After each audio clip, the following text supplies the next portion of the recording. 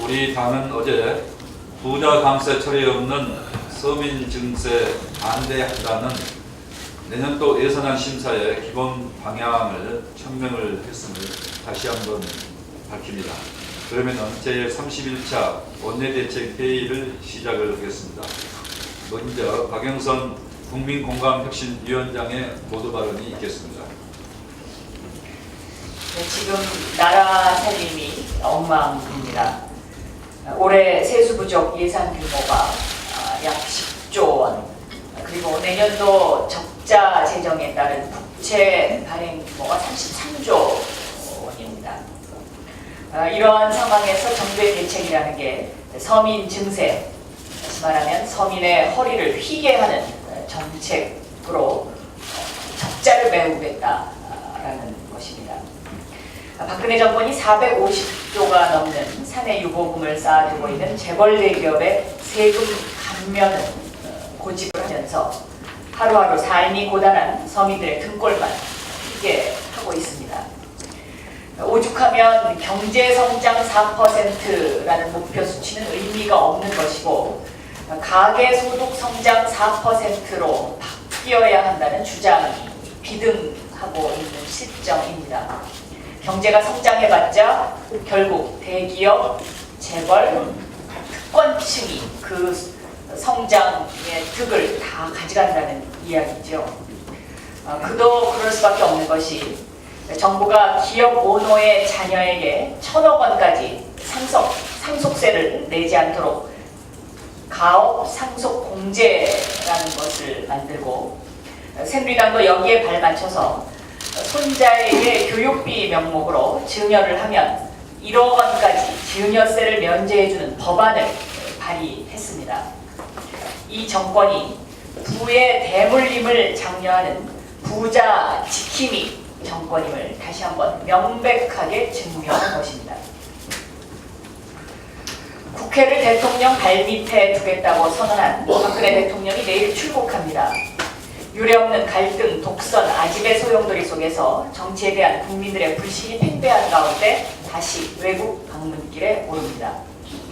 유엔 무대에 서서 세계적 인권 상황을 논하고 위안부 문제도 제기한다고 합니다. 세월호 특별법은 실종시키고 서민 증세로 나라 살림을 메꾸는 대통령이 어떻게 전 세계인을 향해서 인권과 정의를 얘기할 수 있겠습니까? 거듭된 약속하기, 진실의 은폐, 모든 것의 시작은 바로 대통령이었다는 점을 잊어서는 안 된다고 생각합니다. 이상입니다. 다음은 오영근 정책위 회장의 발언이 있겠습니다. 네, 어제 박근혜 정부 예산안에 대한 우리 당의 기자간담회를 가졌습니다만 오늘 다시 몇 가지 점을 강조하려고 합니다. 어제 발표한 정부의 예산안의 가장 큰 특징은 부자들인 기업들보다도 서민들인 국민들로부터 세금을 쥐어짜는 구조로 설계됐다는 점입니다. 내년도에 국세 세입 예산안을 살펴보면은 국민과 기업들로부터 걷어들이는 세금 규모가 221조 5천억 정도로 전망됩니다.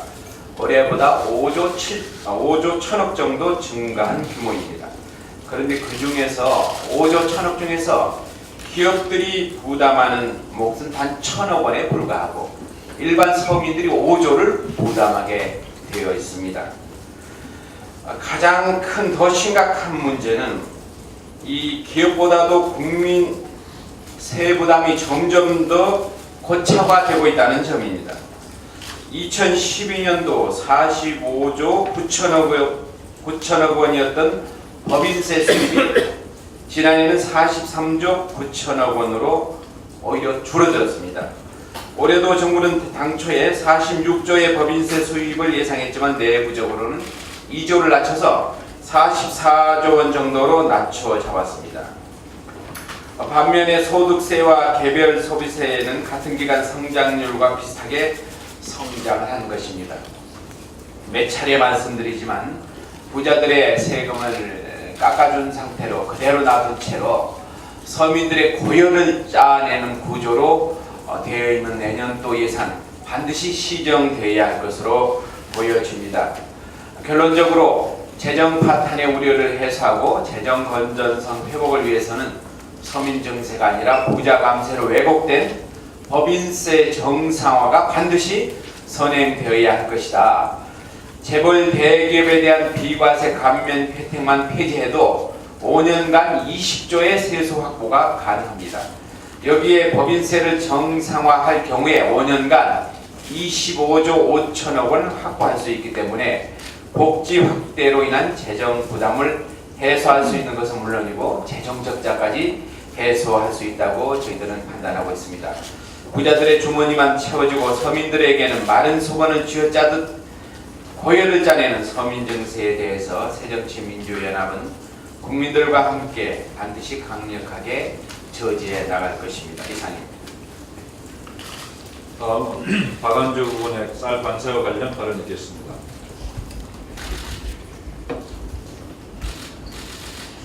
어제 박근혜 정부는 쌀 수입 개방을 전면 결정하였다.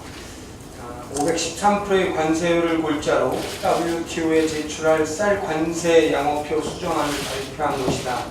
지난 7월 관사 방침일에 농업인 단체, 전문가, 정부가 참여하는 쌀산업발전협의회에서 6차례 논의 끝에 관세율을 정했다라고 설명한다. 그러나 그동안 관세율에 대한 객관적 자료 공개와 검증을 주장해 왔는데 정부의 급작스러운 관세율 발표는 국민과 국회를 무시하는 행태이다.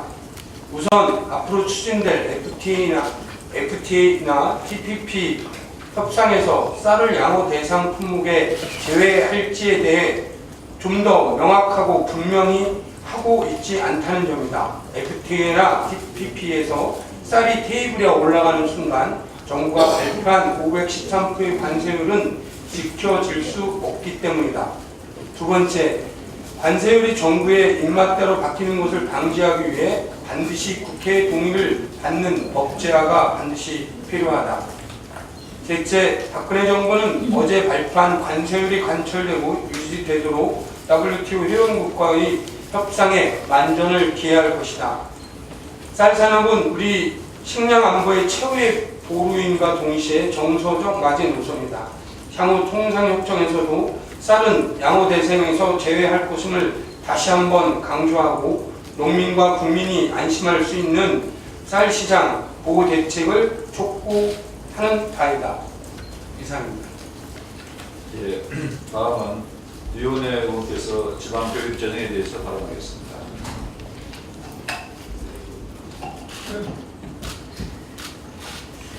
예, 어제 발표된 내년도 예산안을 보면 박근혜 정부가 교육에 대한 투자를 방기하는 차원을 넘어서 아예 포기하는 수준에 있는 것이 아닌가 심각하게 우려됩니다.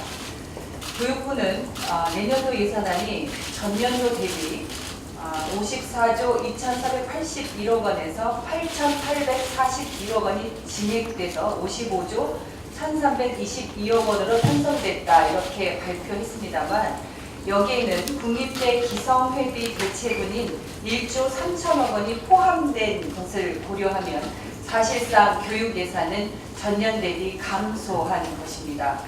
특히 지방교육재정 교부금이 1조 3,474억 원이나 줄어들었습니다. 2013년도에 비해서 1,938억 원이 줄어든 올해에도 각 교육청들은 정부가 추진하는 사업에 대한 부담으로 교육청별 사업 예산을 줄이고 이것도 모자라서 2조 원에 가까운 지방채를 발행했습니다. 또한 교직원들의 퇴직 수당이 모자라서 퇴직도 하지 못하는 등 폭력을 치르고 있는 그런 형편입니다. 2015년도에는 중앙정부에서 추진하는 누리과정 그리고 초등 돌봄 사업에 대한 교육청 부담이 대폭 확대될 예정이지만 교육부는 단 한 푼도 별도의 일반 회계에 예산을 편성하지 않았습니다. 여기에 공무원 인건비 인상분까지를 감안하면 지방교육재정 교부금이 대폭 확대되어도 모자란데 오히려 큰 폭으로 줄여서 교육 현장은 심각한 재정난과 교육 여건 후퇴에 직면하게 될 것이 불보듯 뻔한 상황입니다. 특히 박근혜 정부의 핵심 공약인 고등학교 무상교육 예산이 내년도 예산에 전혀 반영되지 않았기 때문에 2017년까지 고등학교 무상교육 완성이라는 박근혜 대통령의 공약은 물 건너갈 위기에 처해 있습니다.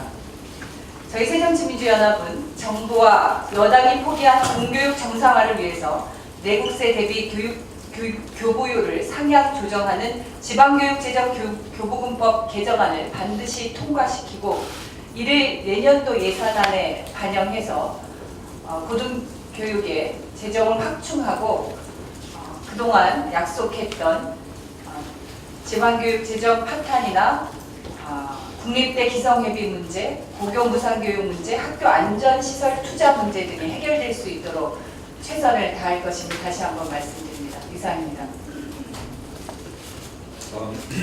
저도 오늘 쌀 관세 문제가 워낙 중요하기 때문에 박안주 의원님 말씀에 의해서 저도 좀 말씀을 드리겠습니다.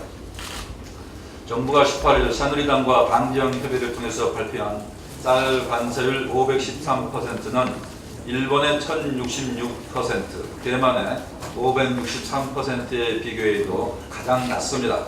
일본, 대만은 국내 가격을 상품 기준으로 했지만 우리는 평균 가격으로 설정했기 때문입니다. 이는 정부가 적당한 관세율로 편하게 가겠다는 것이며 WTO 회원국과 협상 의지가 없음을 그대로 반영하는 것입니다. 쌀 관세율 513%는 언제든지 깎일 수 있어서 안정판이 될 수가 없습니다.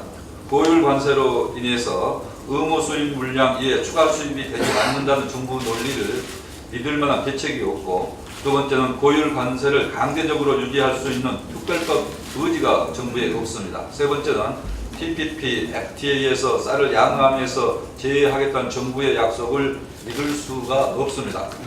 여야 정 농민단체 사자 협의체를 통해서 실질적인 대책을 조속히 마련하고 쌀 관세율 법제화가 꼭 필요하다고 이렇게 생각을 합니다. 정부가 발표한 쌀 산업 발전 대책은 예산도 제대로 반영되지 않는 부실한 대책입니다.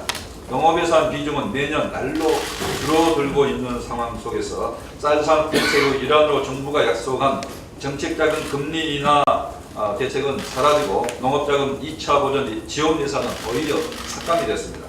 쌀시장 전면 개방과 부실 대책으로 농민은 희망을 잃어가고 분노하고 있습니다. 쌀시장 개방에 따른 피해 대비하기 위한 내년도 예산상의 가시적 대책과 조치가 없는 정부 대책은 농민을 속이는 구두 손에 불과한 것입니다. 이상입니다. 다음은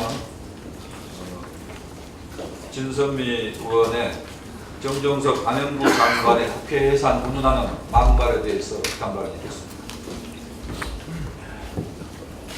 안행부 장관께서 국회가 해산할 상황이다라고 발언을 하셨다고 합니다. 2개월 전 청문회로 돌아가 봅니다. 그는 안행부 장관으로서 제대로 역할을 할 수 없다라는 판단에 의해서 야당에서 청문회 보고서조차 채택받지 못하셨습니다. 헌법학자로서 전제하셨다고 하는데요. 지금 국회에서 세월호 협상이 제대로 되지 않아 국회가 정상적으로 운영되지 못하고 있는 그 가장 큰 책임이 어디 있는지 학자로서 다시 한번 되돌아보시기 바랍니다. 가이드라인을 제시해서 박근혜 대통령이 그 모든 것들을 맡고 있는 가장 무서운 철벽이라고 생각하는데 그 부분에 대해서 외면하시고 오히려 화살을 국회에 돌리고 계십니다. 다시 한번 묻습니다. 그렇게 안행부 장관의 민생에 대한 애정이 진정성이 있으시려면 민주화 기념사업회에 그 수많은 직원들을 6개월 동안 작은 기업, 사기업조차 하지 않는 정부에서 그 직원들에 대한 임금을 벌써 6개월 동안 6개월 이상 지불하지 않도록 하고 있는 안행부 장관으로서 과연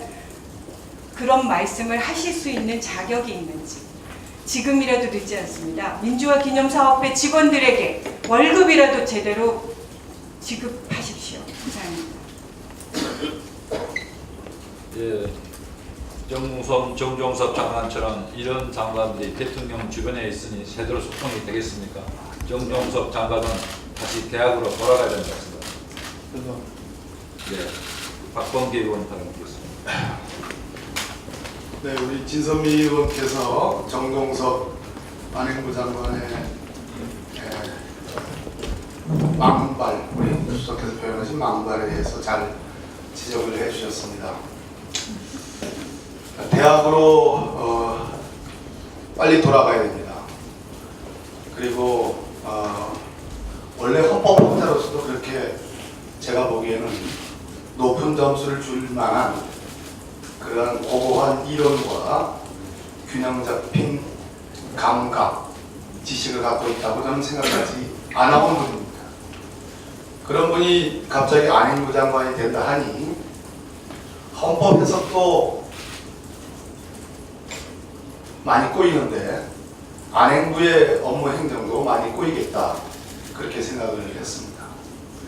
아니나 다를까 본인이 안행부 장관인지 아니면 아직도 헌법학자인지 착각을 하고 있습니다. 그 착각 속에 나온 발언이 국회 해상 운운입니다. 며칠 전 대통령께서 세비 반납, 국회의원들이 의무를 다하지 않으면 세비를 반납해야 한다, 이렇게 말씀하셨습니다. 좋은 참모를 둬야 좋은 대통령이 됩니다. 어떤 분이 어떻게 조언을 해서 대통령께서 이렇게 헌법의 정신에 반한 삼권 분립에 위배되는 국회를, 정말 국회의원들을 손톱 밑에 때만큼도 생각하지 않는 그러한 헌법에 반하는 정신의 말씀을 하실까 궁금했는데 아마도 정종섭 헌법학자께서 조언과 자문을 하셨다는 느낌을 지울 수가 없습니다. 빨리 대학으로 돌아가십시오. 이상입니다. 네,